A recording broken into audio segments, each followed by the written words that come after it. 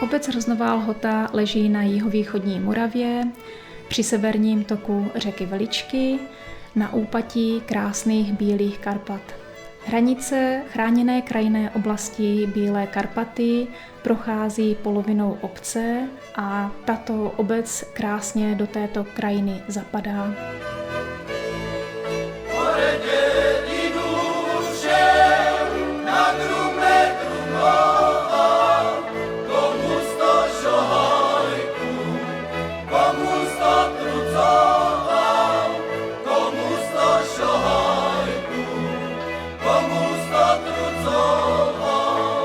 V roce 2018 měla Hroznová Lhota 1215 obyvatel.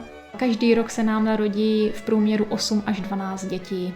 Letos máme výjimečně silnější ročník, který nastupuje do první třídy. Nastupuje 15 dětí z Hroznové Lhoty.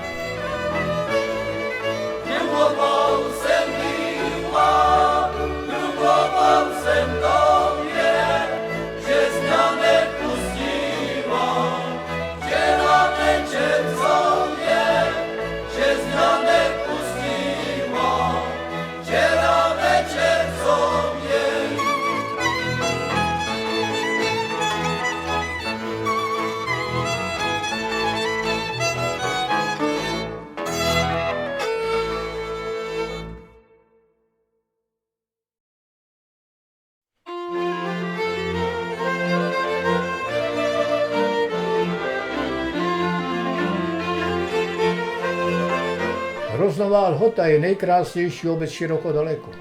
Předkové naši, já teda jsem původem Strážničan, ale předkové naši postavili Lhotu daleko od silnice, co je obrovská výhoda, protože všecek já nevím, ty silnice, prach, já nevím, všecko, co z toho letí, výfukové plyn, jsou daleko.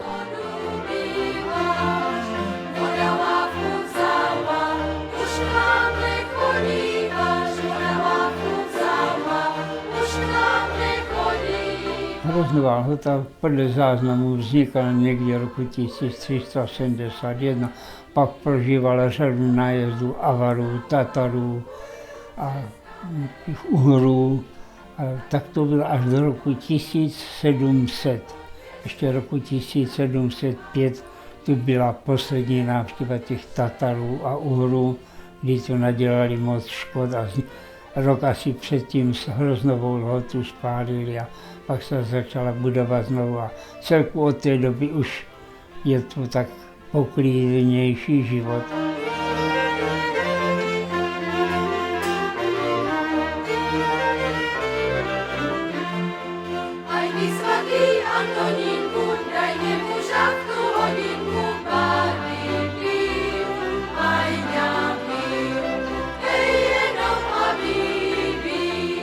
V době 15. a 16. století Hroznová Lhota střídavě patřila pod Veselské a Ostrožské panství, proto taky v té době nesla název Lhota Veselská a vlastně tam docházelo k tomu, že ty obce jako součást panství se mezi těmi tenkrát si šlechtici prodávali jako zboží, jako podniky. Takže tam docházelo k tomu, že pokud jsme patřili pod pány z Vojslavic, což byli vlastníci Veselského panství, patřili jsme pod Veselské panství a pokud pod pány z Kunovic, tak jsme patřili k Ostrožskému panství.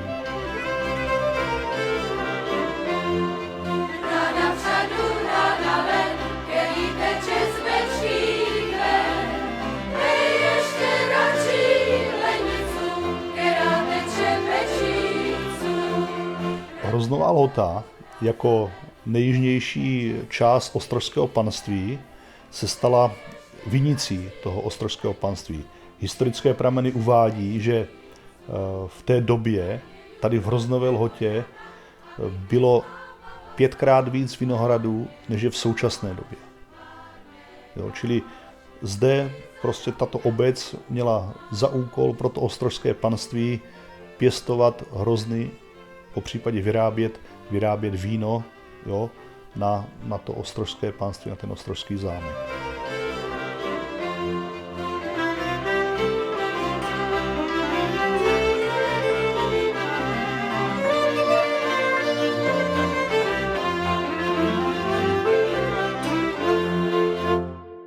Můj děda se jmenoval František Svoboda a přišel jsem do Hroznové Lhoty vlastně ze Strážnice. Byl kožešníkem, jenomže došla první světová válka a děda vlastně za té první světové války, když byl na frontě, tak byl zraněný střepinou z granátu a ustřelila mu ruku. A ležel prostě tam na tom bojišti a nakonec našli ho tam, operovali ho, zachránili mu život. No a byl kožešník, takže ruce potřeboval, tak jak se bude živit, že? Tak si řekl, že se bude živit obchodničením. No a tak tady v Hroznové Lhotě si postavil dům na dluh, koupil tady to místo, které je a postavil tu obchod. Brzo tady ještě udělal i mlékárnu a všetci ti lidi, kteří tady v Hroznové Lhotě měli třeba krávy, tak vozili do té mlékárny mléko. Takže v té druhé části toho našeho domu byla mlékárna.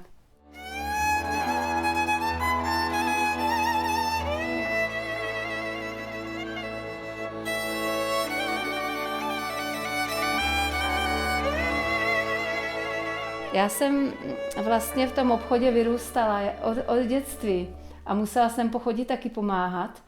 A my jsme třeba bydleli jenom tam v těch 2 místnostech. A toto všecko, co tady sedíme, tady byl obchod. Třeba tam došly takové ty staré babky. Oni neměli ani peněženku, oni měli jenom kapesník a v ten kapesníku měli drobné peníze. A ta babička to vždycky položila na ten pult a teďka rozvazovala ten suk a teď říká, a podaj mě jedny hýbadua. A já, mamko, co to je hýbadua? No to jsou kvasnice. Tak jsem navážila kvasnice. A 20 deka syra. Tak já jsem šla pro cihlu sýr, ukrojila jsem a tetina Mrkvová, to byla taková babka, ona měla hrb na zádoch. A říkala, to jsem já nechtěla. Já jsem chtěla 20 deka syra. A mami, co to je? No, to je tvaroh, tak navaž tvarohu. No, tak to bylo takové pěkné. Pak tady chodili někteří lidi, kteří třeba ani neměli peníze a třeba došli a donesli 10 vajíček. Takže lidi ani třeba někteří neměli opravdu ty peníze. Na té loďské silnici je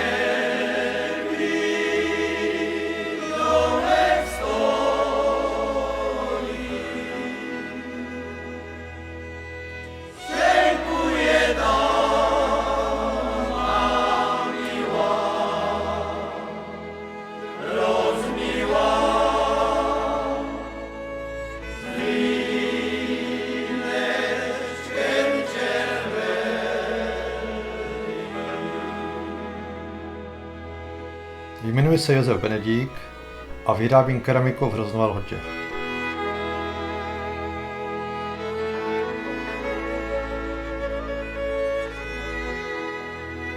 Tato keramika se vyráběla už za první republiky a za okupace. Vyráběl ji můj děda, který používal výchozí hlínu stejnou jako já. Já však přidávám ještě nějaké nové materiály, které splňují stávající normy na užitkovou keramiku.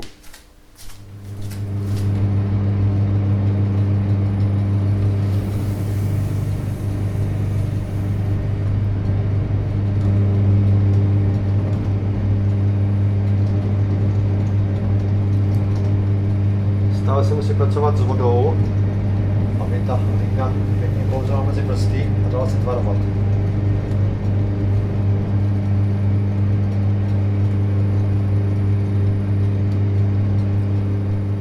U té keramiky v podstatě je systém té výroby stejný jako před staletími, jenom ty materiály se malinko mění. Samotná keramika je hrnčina, která je zdobena nálepy, a jsou to nálepy hroznů na džbánech a čepácích, po případě jiných tvarech.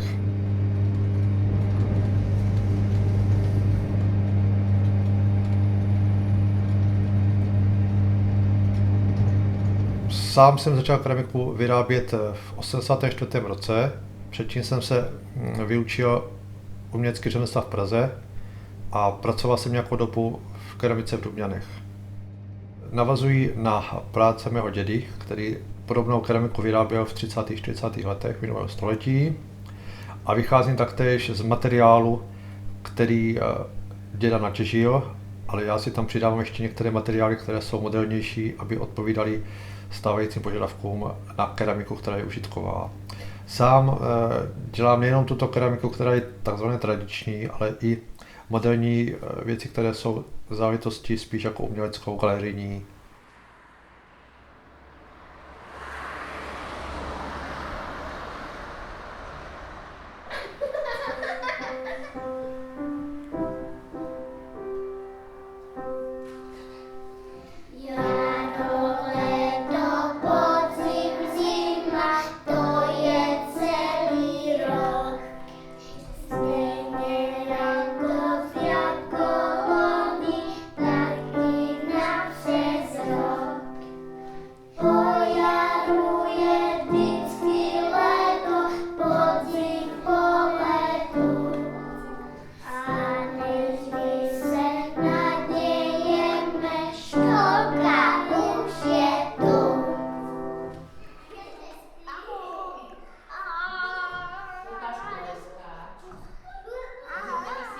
Naše mateřská škola je v provozu od roku 1969. V roce 2003 přešla pod právní subjekt základní školy.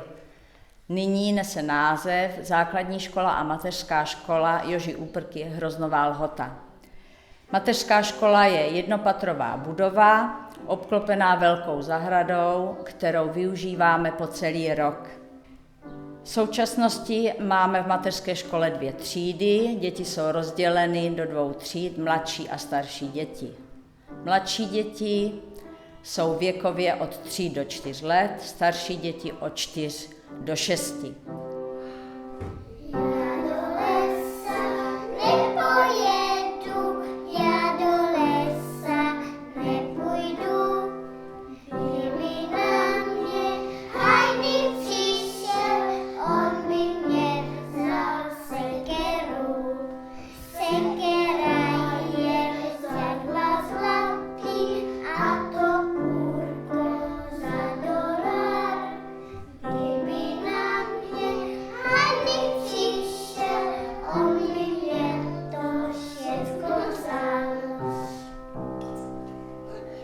V letošním roce máme 45 dětí, z toho 19 předškoláků.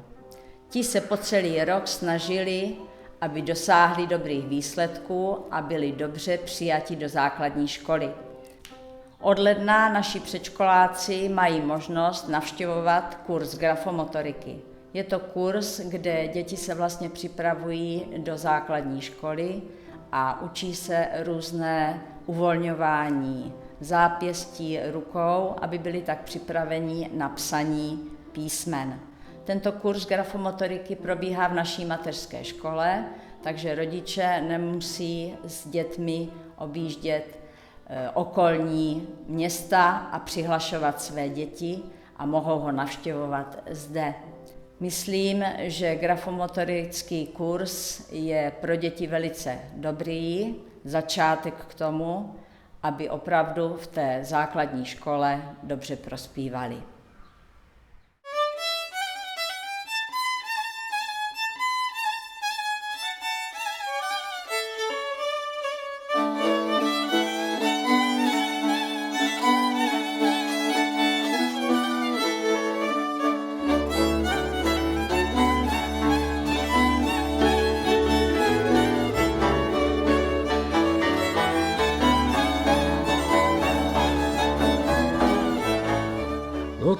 Jmenuji se František Pavlica, žiju v Rozdové Lhotě a zabývám se výrobou doškových střech a výrobu slámových věnců a moja ještě další činnost je litografie. To je výtvarná činnost, dá se říct, kamenotisk, litografie, kamenotisk. Technologie je to velice složitá, říká se této technice královna grafiky, protože je to jedna z nejnáročnějších grafických technik. Je to o soutisku jednotlivých barev a tento kamenotisk vynalezl Čechoněmec, rodák z Prahy, který byl líný přepisovat noty, divadelní hry a do té doby totiž byl dřevoryt, kovoryt a cokoliv si člověk chtěl něco vytisknout, tak to muselo vylípat. No a tak on přemýšlel nad kamenem a náhoda bylo, že ženská šla z prádelny, pokapala mu masnou vodu, mydlovou vlastně ten kameň, okolí té masnoty se leptá arabskou gumu, takže mu to nepatrně pokleslo a masnota zůstala na povrchu, no a při tisku se ten kameň vlhčí, voda odpuzuje masnou barvu a masná barva se chytne tam, kde je to pokreslené, kde je to masné. Takže masné na masné a voda odpuzuje masnotu. To je princip litografie.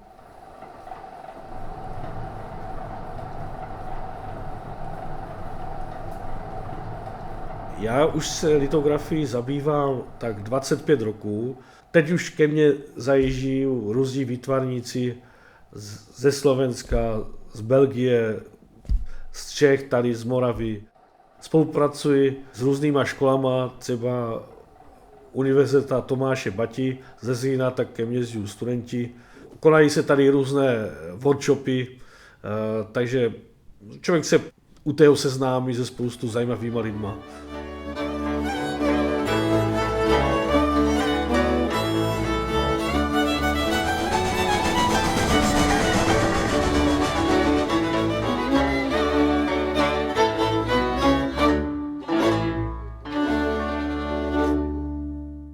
Tady mám grafický list Mariána Komáčka, to je návrh na poštovní známku. Na tento letadle se zabil Rastislav Štefánik a toto je nachystané vlastně pro Kovorice, kdy on rozfázuje ty různé barvy a zmenší a udělá z toho poštovní známku. No a potom vlastně ta známka bude vlepená tady pod tu grafiku, zapaspartuje se to a prodá sběratelům, že? Takže ten výtvarník to má jako potom dobré pro svůj biznis, že? A prezentaci. Tady tento grafický rys asi to dělal Martin Augustín, vynikající bratislavský výtvarník. To byla zakázka pro jednu slovenskou knížku, kdy jsou v té knížce texty od Kamila Petraje, hudební skladatel vynikající, a tady vlastně to je jeho rukopis, tady podpise jeho Augustina i Petraje, a byla vyhlášena tato kniha jako nejkrásnější kniha za rok 2017 na Slovensku. To dělal malíř Vojtášek, taky taková slovenská celebrita. Tady jedna taká velká grafika. A když se šáhne na ten papír, tak je cítit ty vrstvy, těch barev. Toto je moje grafika, toto je vila Jože Úprky v Rozdové Lhotě. To jsem udělal na památku výročí jeho narození.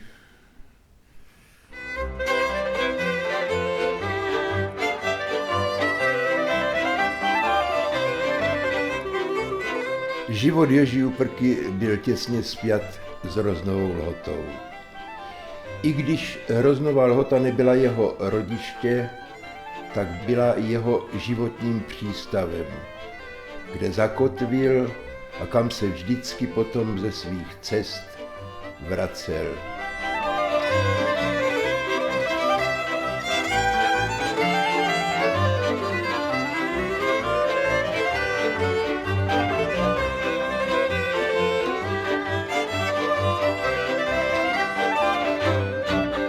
Zaprvé si myslím, že to malíř, kterého nikdo v této republice a možná ani mimo republiku nedosáhne, protože dokázal malovat život regionu, ve kterém žil. On, když maloval vláčení, tak ty koně viděl, jak vláčí. Když maloval sekáča, tak ho viděl, jak seče obilí. Když maloval děvčicu v kroji, tak se s tou děvčicou znal, věděl, kdo to je, jak se pohybuje. To dneska nikdo neumí. Když jsem byl malé dítě, tak mě náš dědeček vzal jednou do Moravského muzea do expozice, která tam byla zorganizovaná. A tam mezi těmi obrazy vzácnými mě ukázal obraz, který se jmenoval Jízda králů ve Vlčnově. A říkal, to je obraz, který namaloval nějaký pan Úprka, známý moravský umělec. Mně se tenkrát líbil, protože byl plný života, plný barev, že jo, plný těch červených třásní a hlavně se mě tam líbily ty koně, na kterých seděli šohajové s praporci a kolem široký dav lidí, kteří slavili vlastně tady tu slavnou jízdu králů.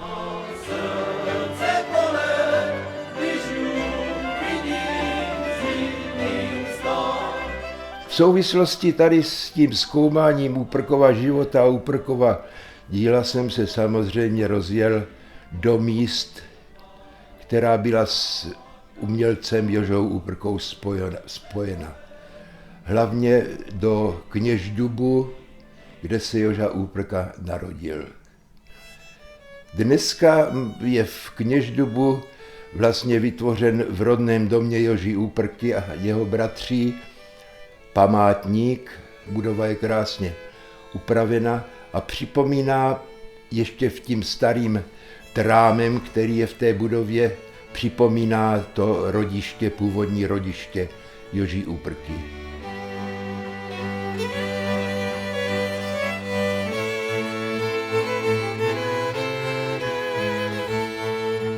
Pak jsem se zastavil na hřbitově kněždubském, kde Joža Úprka má hrobku, kousek od něho je hrob jeho bratra sochaře Franty Úprky a ještě o kousek dál potom hrob Antoše Frolky, který patřil ke známým Úprkovým žákům.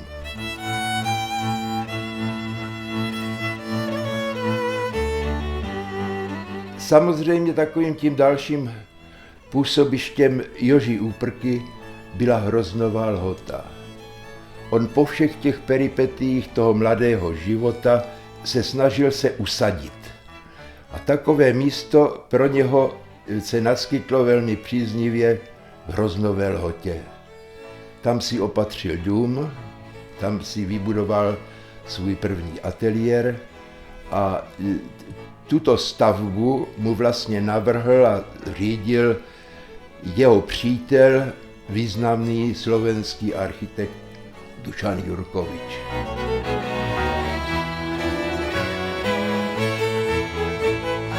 Pořídil si tady taky jakési svoje malé hospodářství. Joža Úprka nebyl hroznolhotský sedlák, ale říkával, že si drží to hospodářství jenom proto, aby mohl malovat svoje koně. Tento motiv se objevuje v jeho obrazech poměrně velmi často.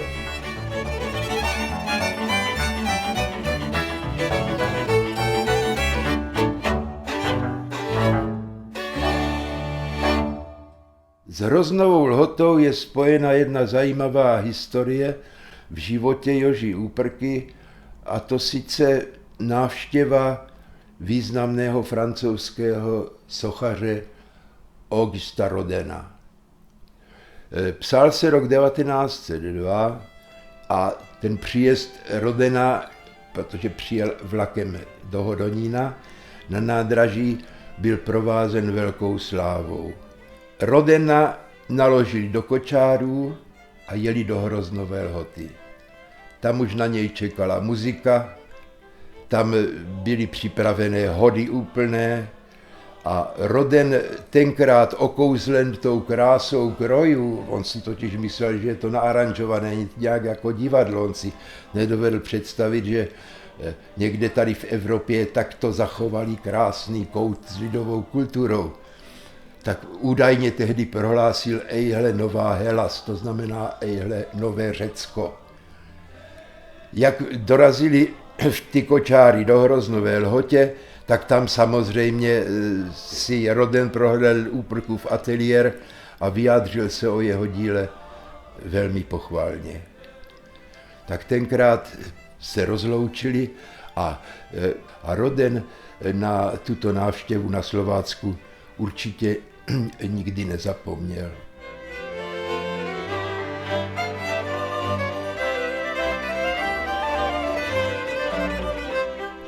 Hroznová Lhota měla pro Jožu Úprku mimořádný význam. Zde našel vlastně první místo, kde se mohl stabilizovat, kde našel svoje rodinné zázemí a také místo, které pro něho mělo velice silný inspirativní užitek, protože chodil do zdejšího kraje, do oblasti kolem Hroznové Lhoty a nacházel zde mnoho inspirativních podnětů. Takovým místem, kde se scházeli v Hroznové Lhotě u jeho domu, byl vinný sklep, ve kterém se dával se svými návštěvami a tomu sklepu říkával Lurdy. Tam se vždycky se svými přáteli usadil a říká se, nebo traduje se, že tam měl soudek z vínu, kterému říkal rodenovské. To znamená, že vždycky hostil své hosty, významné hosty rodenovským vínem, které připomínalo návštěvu toho známého francouzského sochaře.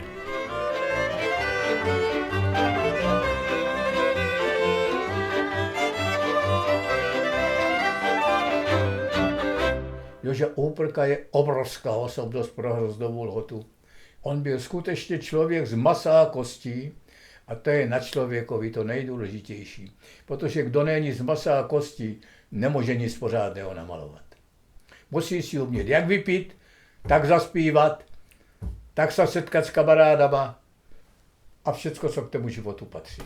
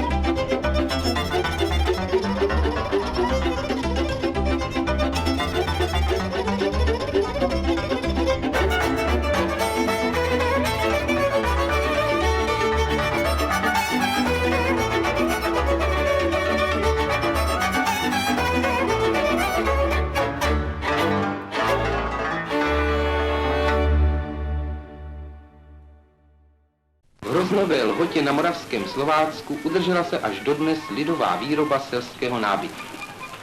Tento nábytek je skutečně určen pro místní potřebu. Řemeslníci pracují dle starých vzorů a nehyzdí nábytek nevhodnými tvary.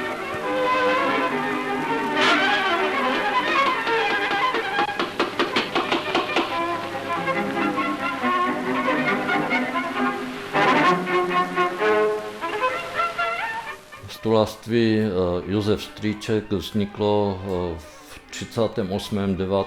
roku.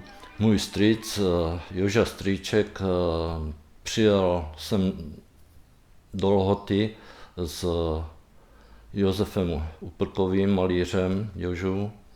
On mu dělal šoféra a dělal mu nějaké rámy na obrazy. Byl vyučený stolář a 35. roku se osamostatnil, začal dělat svůj nábytek, jako tento slovácký, a potřeboval sehnat nějaké malérečky. Někdo mu poradil, že ve Snorovách malují pěkně děvčata, tak tam měl s učitelem Tylichem, přemluvili vlastně moji matku. Bylo jí teprve 19 roku, ještě neměla dodělanou školu v Hradišti obchodní. Matka ji nechtěla pustit, jedině, že sem pojede s paní Míčkovou, a oni dvě sem dojeli a začali malovat.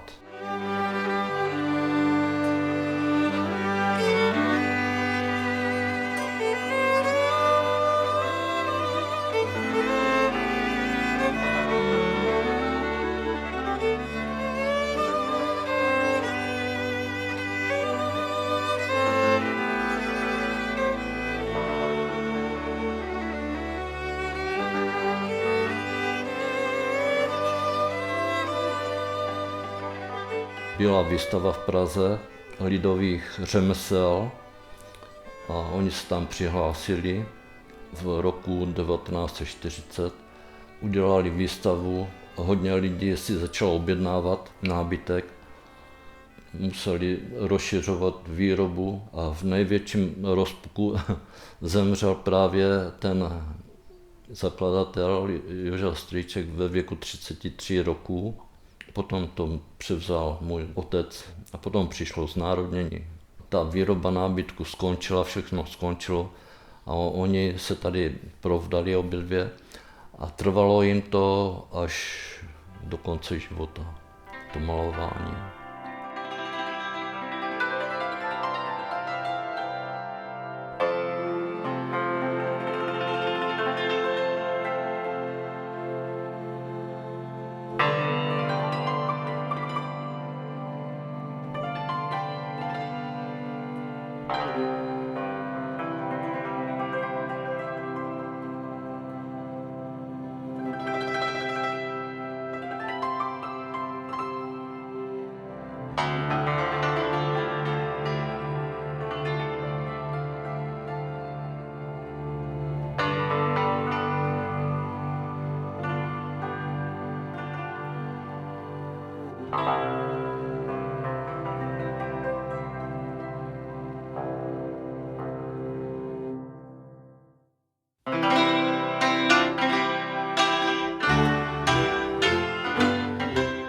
Já jsem takový malý spíš realista, ale vždycky chci, aby v tom obrazu byl část nadsázky. Nebyl to jenom přesná kopie, to si můžu ofotografovat. Vždycky tam musí být kousek takové poezie, nadsázky v každém mojem obrázku. To chci mít.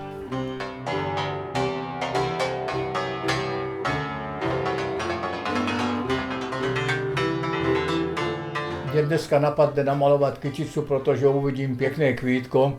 Zítra mě napadne, uvidím na kopci nějaký rej světelných těch efektů, tak si to namaluju. Rád maluju koně, to je moje veliká taková láska koně.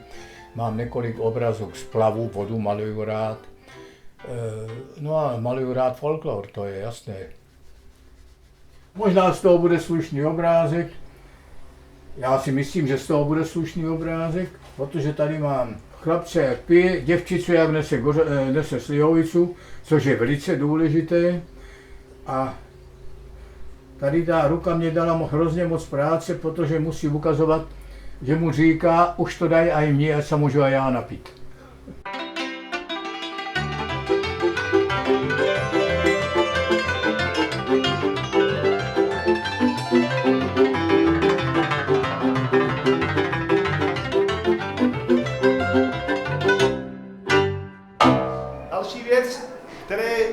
Jan Žák holduje, já tomu říkám, že to je taková výtvarná koláž.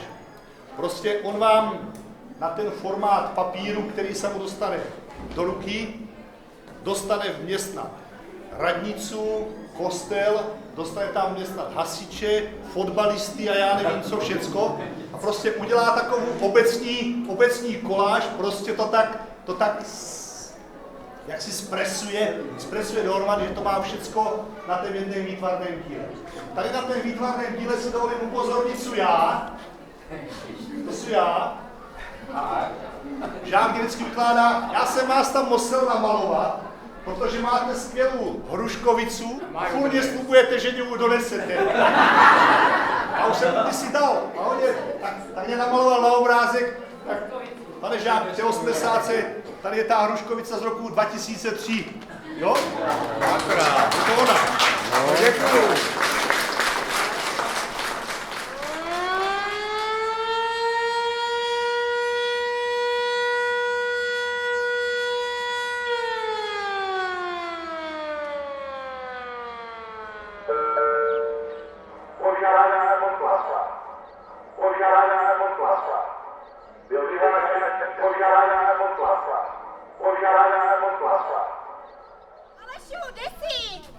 Co se děje? Tož jako hoří, ne? Víješ. Hoříš kde? Dělaj, ne? Tož...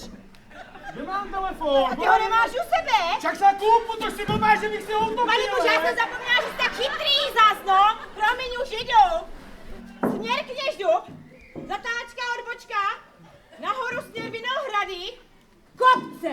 Náš tata tam byl a pálil tam ty ohavy z toho Vinohradu.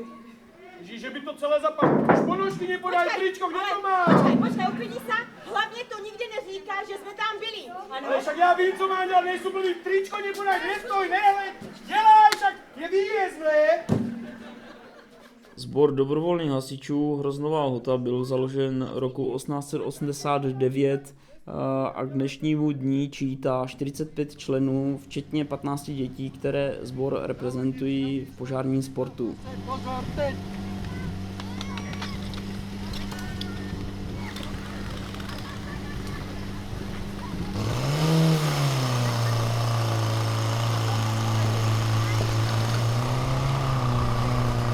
V letošním roce sbor oslavil 130. výročí založení. Program oslav byl zahájen průvodem hasičů do kostela, kde byla sloužena bohoslužba za zemřelé a žijící hasiče a uctěním památky zesnulých hasičů na místním hřbitově.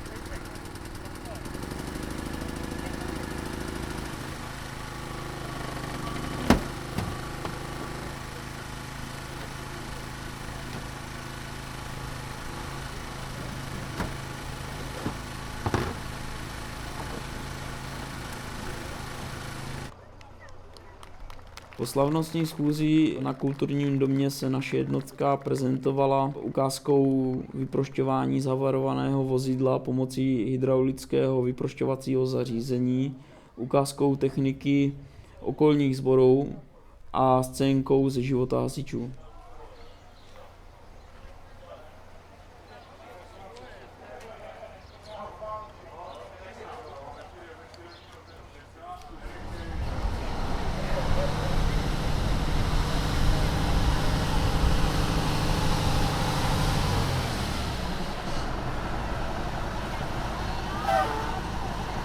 Naše výjezdová jednotka je zařazena v kategorii EPO3 s výjezdem do 10 minut a její hasební obvod je i za katastrem obce.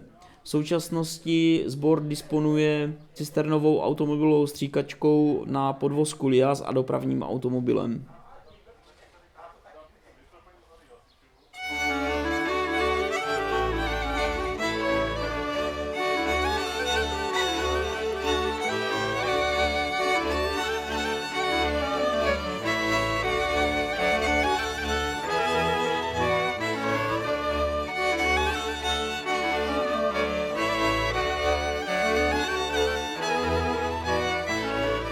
No a tak tady potom, jak Hroznová Lhota vypadala, tak mám několik dobových snímků. Ta náves byla daleko větší, než je dneska, protože tady už velké místo zabírá vlastně křižovatka, silnice se rozšířila, ale jinak ty půdorysy těch budov zůstávají.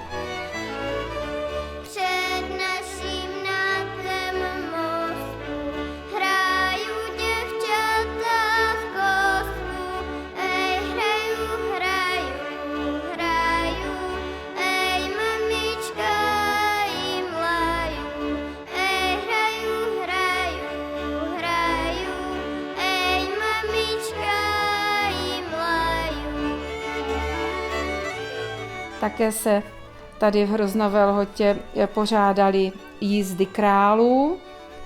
Mně bylo kolem 15 let, tak tady byla veliká jízda králů pořádaná k 600. výročí Hroznové Lhoty. Krále museli nějak dostat přes hranice, aby ho neuvěznili, no a tak ho oblékli do ženského kroje. A aby nebyl poznáni, byl to kluk, ale byl oblečený právě v tom děvčatském kroji a 2 děvčata ho ještě doprovázeli. A v puse musel mít růži, aby nepromluvil, aby oni nepoznali, že mluví jiným jazykem.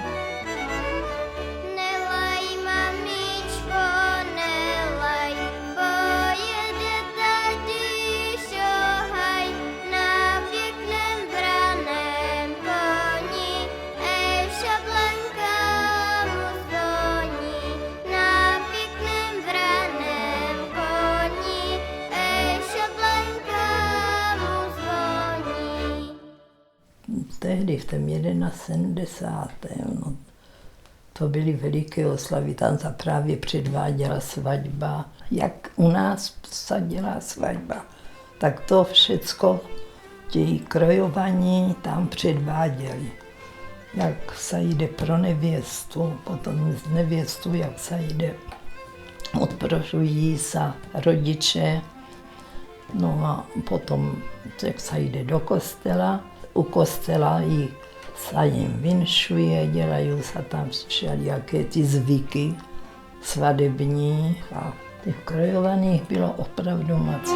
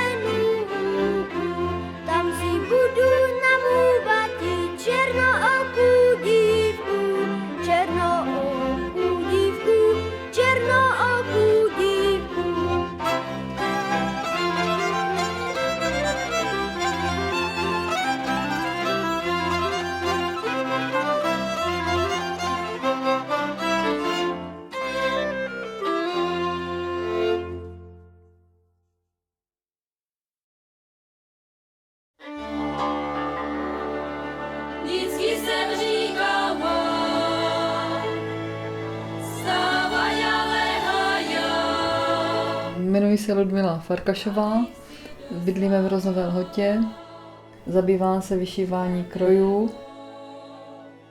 Začala jsem v 75. roku, to jsem se dostala k tomu přes kamarádku, její mamka vyšívali ve Vrbce, tak jsem jezdila jako na besedu, tak oni mě něco naučili. A začala jsem peřinkama, ubrusama, potom obrázkama, no a potom děcka už chodili, jako začali chodit v krojích, tak jsem začala jako klukom šít kroje. Potom jak růstly, tak zase větší, teď i vnučkám, a tak mě to baví. No.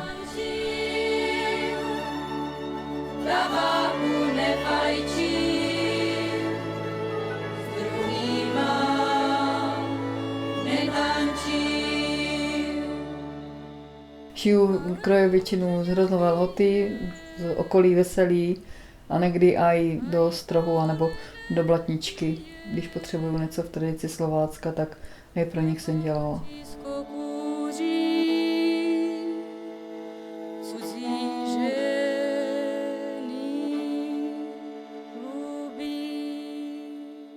Dnešní nevěsta je Pavlína Šantavá. Tak, jak dneska ji nastrojíme, tak se strojily všechny nevěsty v dřívějších dobách. Dneska už je to málo kdy vidět a to, co uvidíte, to si všechno ona pořizovala sama. A tak si to pořizovaly i všechny nevěsty, než se vdali. Měla jsem já milovníka jedného, nebylo mu v celé světě rovného. 4 roky chodil ke mně, sluboval, že si mě vezme, či odvrátil své srdéčko ode mě.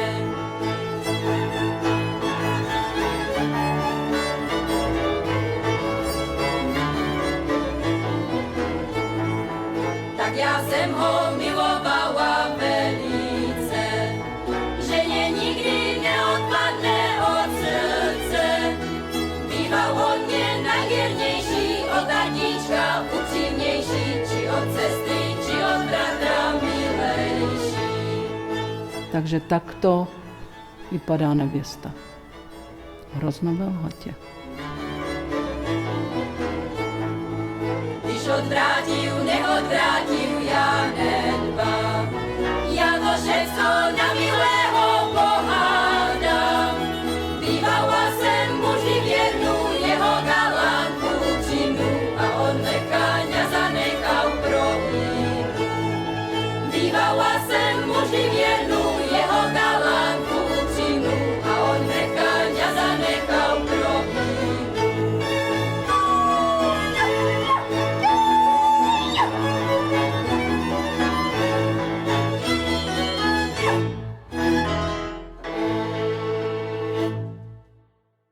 Doufám, že bude taková, až se bude vdávat, že si vezme v kroj. Vstávaj, vstávaj, hospodářů, vstávaj, lenivý. Všetci ptáci postávali, hledat snídaní. Dej napřed letí pos, to je ten pravý host, za ním letí křepelenka, jiných dost. No tak, když bych to řekl po válce, tak ta situace byla skutečně těžká, že jednak lidi neměli ani na nejzákladnější obživu. Opravdu byla bída. My jsme hleděli na produkty, jako je dneska káva, nebo citrony, nebo pomeranči, jako na zjevení. To prostě bylo nepochopitelné, že by něco takového mohlo existovat. I na bombose, i na mléko, i na maso, i na chleba byly lístky. Že maminka dostala lístky a ustřihlaně ráno lístky, já jsem šel pro mléko a pro chleba. Nebo to nikdo neuvěří dneska, tak to tenkrát bylo, protože bylo po válce. Každý měl kousíček pole, takže byly nudličky od jedné vesnice až po druhé políčka a každý měl doma chléb a v něm 1, 2, 3 kravičky a doma 1, 2 prasátka každý rok a ze 20 slepiček a z toho většinou žili. Největší ten příjem byl právě za mléko, které každý den nosili do mlékárny a za vajíčka, které prodávali takovému podomnímu překupníkovi, třeba tady. To byly takové pravidelné zaručené příjmy, ale tak na nějaké zbohatnutí to nebylo. Ta situace byla taková, že já si vzpomínám, mě bylo, řekl bych, 11 roků, nový zrozhoděný, bratr byl o 2 roky starší, tak jsme chodili s krávama orat. Pole normálně, sami 2, 11 a 9letí kluci. To je dneska, když by na mě poslali z Norska nějakou kontrolu, že trýzní děti, že? Nebo něco. Museli si velice šetřit i oblečení. Babička třeba šila kabáty ze staré deky, protože bylo všecko na šatenky, neměli ani oblečení, ani pořádně to jídlo. Byla veliká bída. Takže to přináší všecko válka.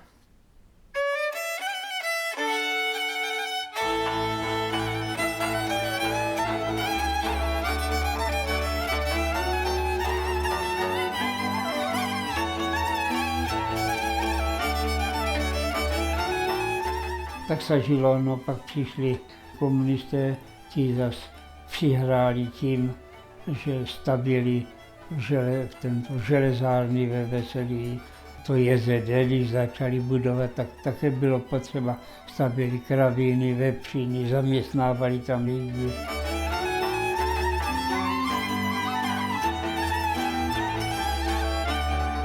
V roce 59 a 60 se v Roznově Lhotě zakládalo jednotné zemědělské družstvo.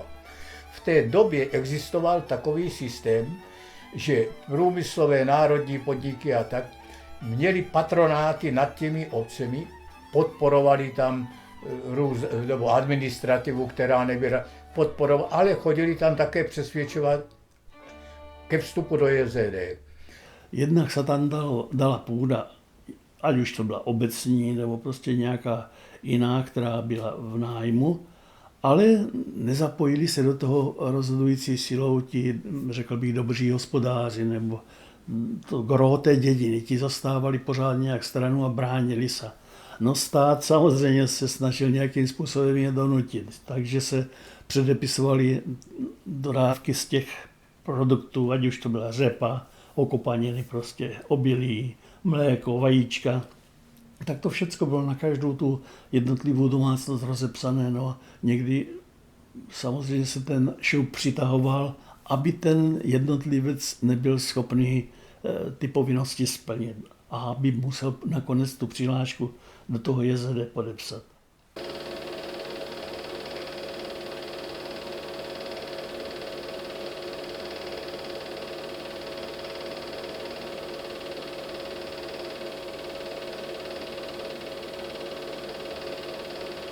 Ty věci byly prostě složité v tom JZD. Na jednotku měli lidi ukrutně málo peněz, nebylo možné z toho vyžít. Ale postupem času se ta situace zlepšovala, takže nakonec si ti lidi na to zvykli a ve své době to, myslím, lidem prospělo.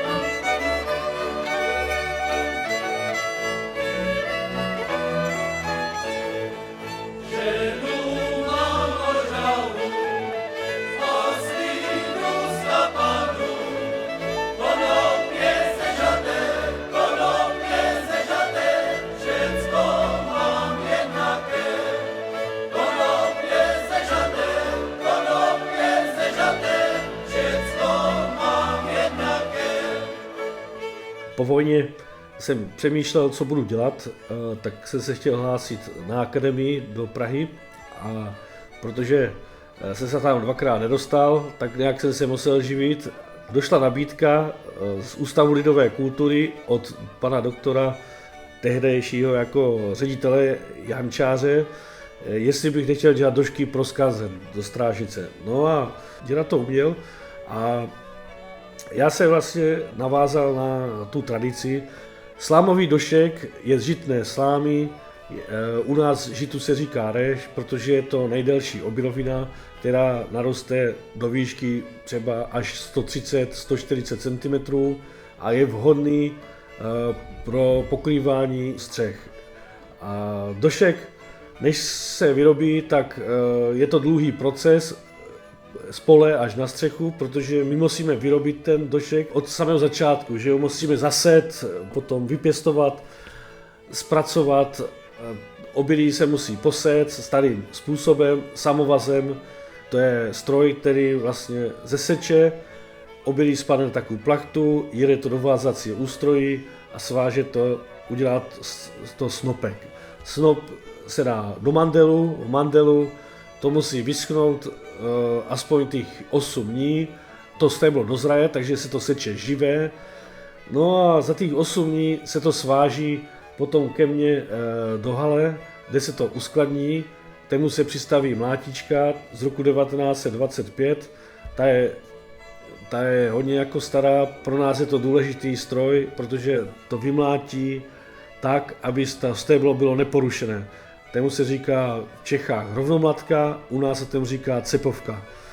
A potom to stéblo jde k hřebenu, kde se to následně musí vyčesat, zbavit plevele, dává se to do takových truhlíků, to jsou také formy, kde to rozdělí ten snopek na 2 hrstě, potom se dá povříslo, udělá se takový doškařský úzel, sláma se zatočí, udělá se taková 8 a potom se to zasekne. Tak je připravený došek k pokrývání jako na střechu.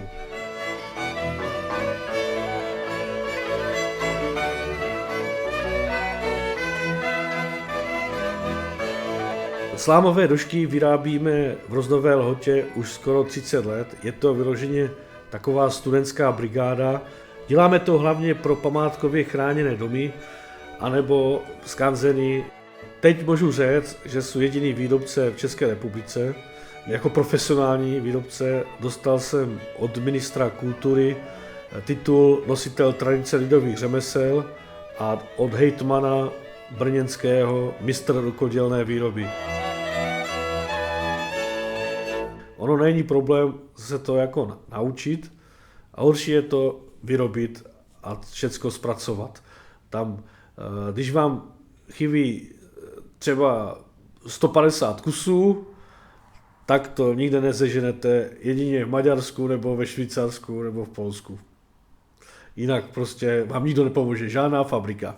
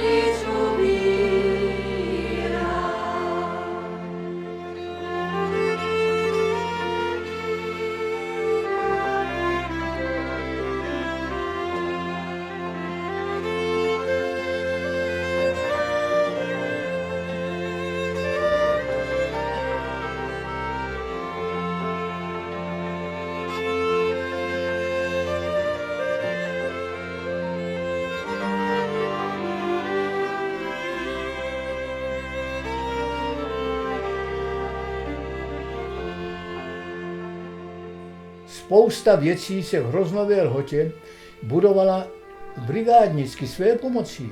Všetci měli zájem tu obec zpěknit, vybudovat tam něco nového a podobně. Po válce se přece postavila škola, postavila se školka, vybudovala se zelničky tady, nová ulice, Kohoutince. To jsou všecko nové domy, které se tady postavily. Udělala se silnice, tady nebyla silnice. Tady nebylo za mého mládí veřejné osvětlení. Tady nebyly chodníky. Kostel vypadal také úplně jinak než dneska. Ještě jako děcko si vzpomínám, že na jedné straně jsme stáli děvčata a na druhé straně stáli kluci jako děti. A pak tam byla mřížka a za tou mřížkou vlastně v tom presbytáři se sloužila mše svatá. Kněz byl otočený zádama k lidu. Tady byl pátr Masopust. Potom v roce 1981 nastoupil do obce páter Emil Matúšů. My s manželem jsme byli jeho první svatba. A on začal s renovací vlastně toho interiéru kostela. A všecko se to dělalo své pomocí. Chlapi chodili pomáhat nezištně jenom dostali třeba oběd, vyndali se okna, které tam byly, oltář se změnil. Celkově se provedla velká rekonstrukce toho kostela.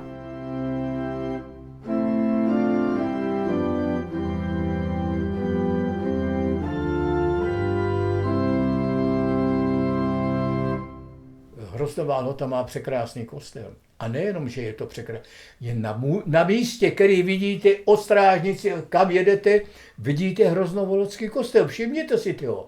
Budete u splavu, vidíte kostel. Budete, já nevím, tady někde za Hůvnama, vidíte kostel. Ten kostel je tak orientovaný, ty předkové měli obrovský smysl pro tyto věci, jinak se to nedá nazvat. Že ho postavili na místě, které jednoznačně je vidět ze všech stran.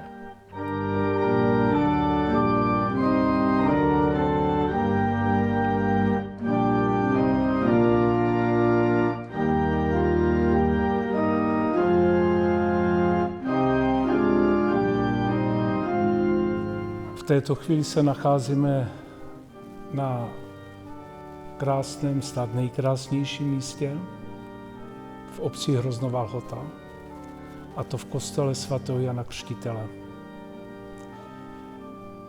Do této farnosti jsem přišel 4. července roku 1998. Čili letos uplynulo 21 let od chvíle, kdy mě otec arcibiskup představeně poslali sem do Hroznové Lhoty. A přišel jsem z města Zlína, kde jsem připravoval stavbu kostela, nového kostela na Jižní svazy, který už dneska stojí a je plně funkční a naplněn lidmi.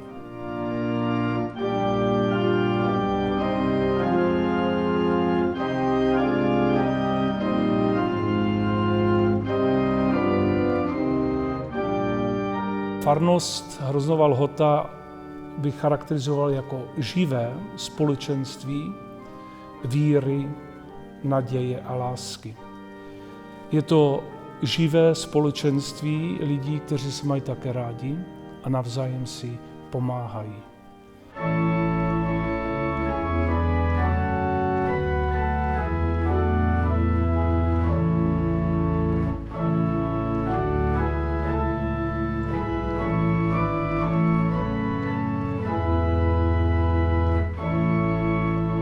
Lidé, kteří sem přicházejí, jsou asi ti pak nejdůležitější, protože kostel samozřejmě bez lidí tak je osiřelý. Buďme vděční za to, že máme v Hroznové Lhotě kostel, že máme i v okolních obcích kaple, že se takhle můžeme setkávat, povzbuzovat a opravdu posilovat se na té cestě víry, lásky.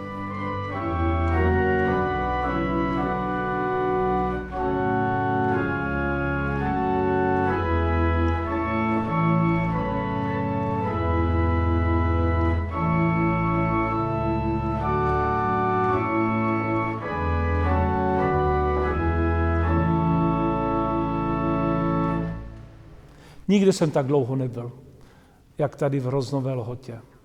A jsem vděčný za každý den. Vždycky jsem se rád do Hroznové Lhoty ze svých cest vracel, protože to byl můj domov. A farnost a vůbec ty obce, to byla moje rodina. I když teď odcházím po těch 21 letech, tak samozřejmě, že se to nedá vytrhnout ze srdce a že i nadále budu na všechny vzpomínat, za všechny se modlit a budu také rád, když se někdy zase při některých příležitostech uvidíme.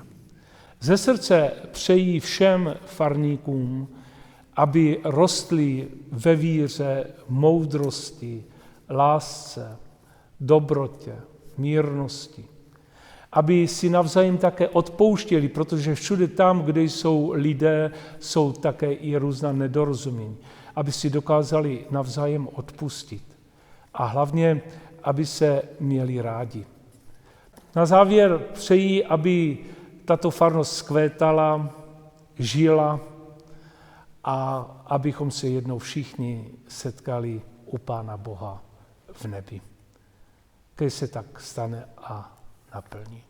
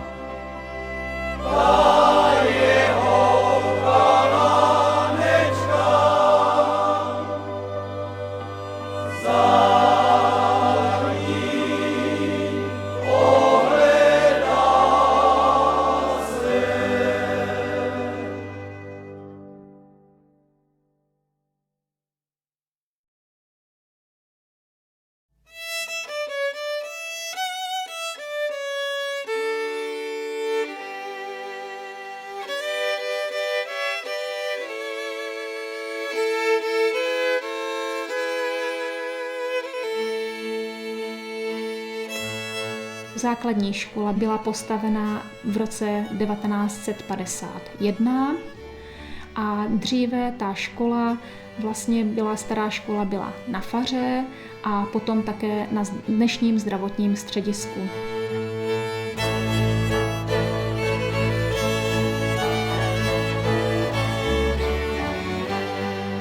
Tyto prostory byly nevyhovující, tak se v roce 1936 usneslo zastupitelstvo a schválilo zřízení měšťanské školy. V roce 1947 se začalo s výstavbou a v roce 1951 byla škola dokončena a od nového školního roku 1951 otevřena.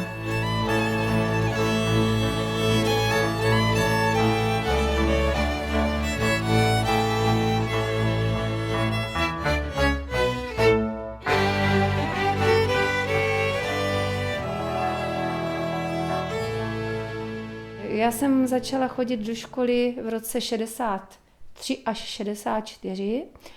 No a nás tam tehdy chodilo tak asi 500 žáků. Vzpomínám si, že byla třída A, B, C a ty děcka sem chodili hodně i z Kněždubu, takže to dělal velký podíl vlastně těch žáků v té škole.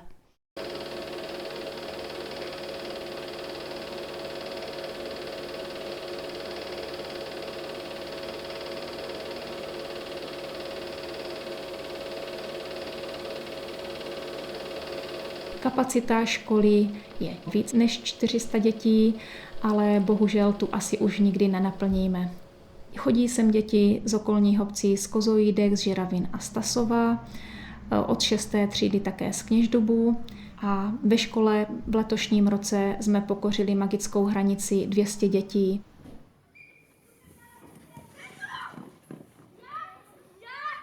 V současné době máme 211 žáků, 13 učitelů na plný úvazek a 4 učitelé, kteří vlastně mají částečný úvazek.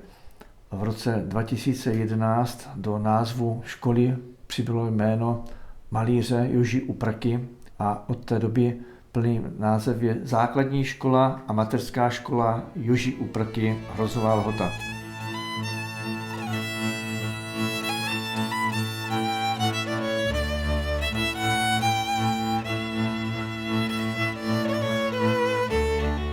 škole je nejdůležitější vzdělání a výchova a ta výchova samozřejmě začíná u rodiny.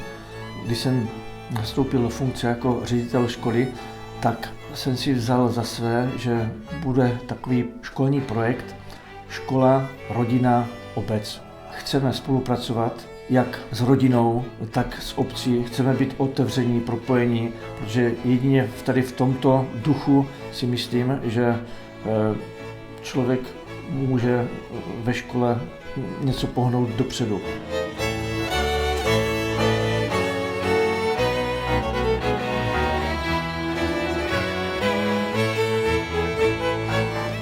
Už 23 let pořádáme maraton Emila Zátopka, kdy se k nám sjíždí 13 škol z celého okolí a je to půlmaraton, kdy každý žák utíká vlastně 1 kilometr a předá štafetu dalšímu žákovi. A vítězí samozřejmě ta škola, která doběhne na prvním místě.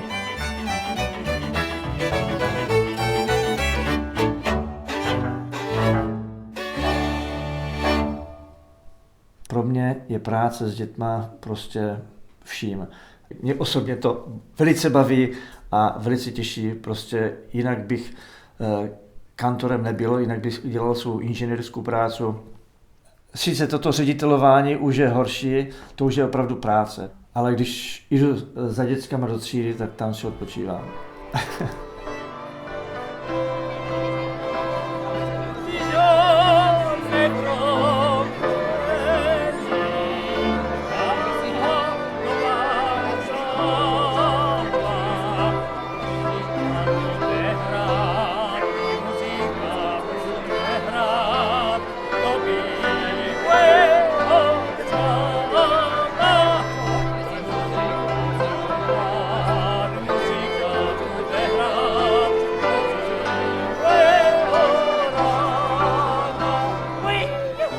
V Rožnové Lhotě slavíme hody každý rok, hody císařské, tereziánské, to znamená 3. víkend v říjnu, tak to stanovil císař Josef II.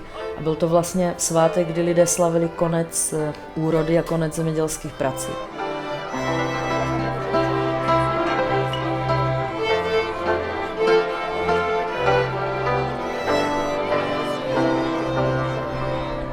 Hody začínáme v pátek stavěním máje v odpoledních hodinách. Tam se sejdou chlapi, mládež, chasa, děvčata nazdobí máju, rozlévá se burčák, víno, pospívá se. Samozřejmě to stavění máje je trošku technická záležitost, takže to musí si vzít pod patronát chlapi. Potom pokračujeme vernisáži, vždycky otvíráme hodovou výstavu nějakého místního nebo regionálního výtvarníka. A po otevření té výstavy se přesunujeme na chovatelský areál a tam většinou pokračuje podobný program. Hraje cimbálovka, lidi si vykládají, zpívají, setkávají se, mají pozvané různé návštěvy, samozřejmě rodiny se sjíždí na hody. A to si myslím, že je ten pravý smysl a význam hodu, aby se lidi sešli, aby byli spolu a aby to byla opravdu ta kultura.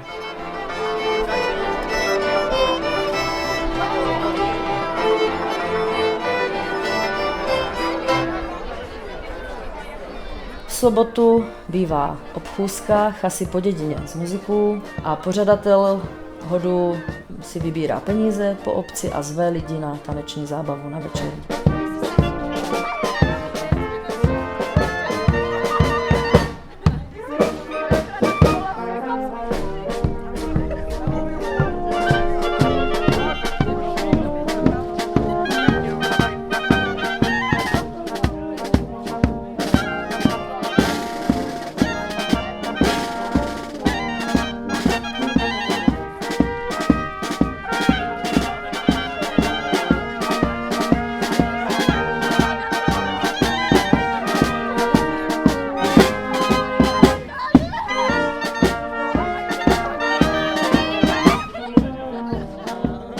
Hody vyvrcholí v nedělu průvodem do kostela. Od kulturního domu jde pestrý krojovaný průvod s muzikou do kostela a tam samozřejmě slavíme mšu svatou, která by měla být tím vrcholem těch hodů, protože vlastně hody jsou výročí posvěcení kostela.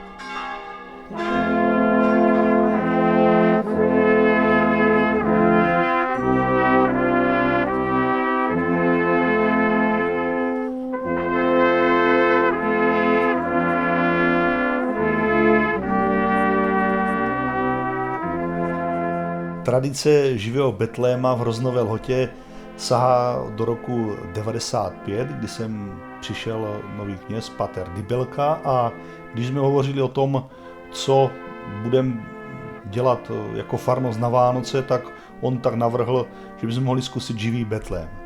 Nám se ta myšlenka zalíbila, jo, a našlo se dostatek tenkrát šikovných a ochotných lidí, takže jsme vlastně založili, to jsme tenkrát ani nevěděli, tradici živého betléma.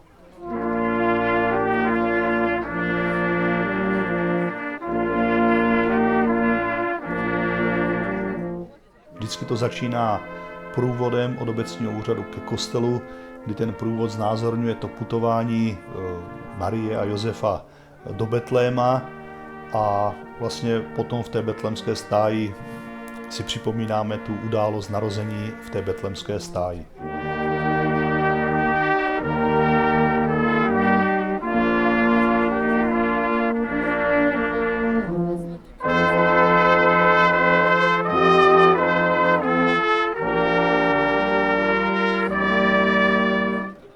Po příchodu ke kostelu vždycky následuje nějaký kulturní program, kterého se účastní jednak tady místní folklorní soubory, ale v současné době už je to záležitost širší a vystupují zde i soubory z nejbližšího i vzdálenějšího okolí.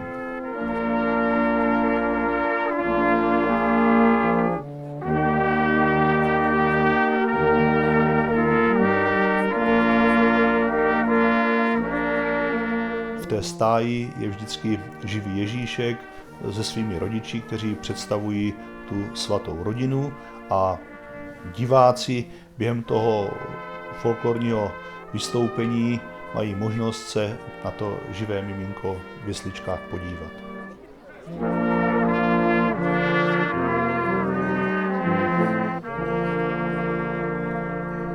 V současné době už tam vystupuje spousta nejrůznějších folklorních a jiných souborů, takže pořád se to nějak rozrůstá a věříme, že ta tradice bude dál pokračovat.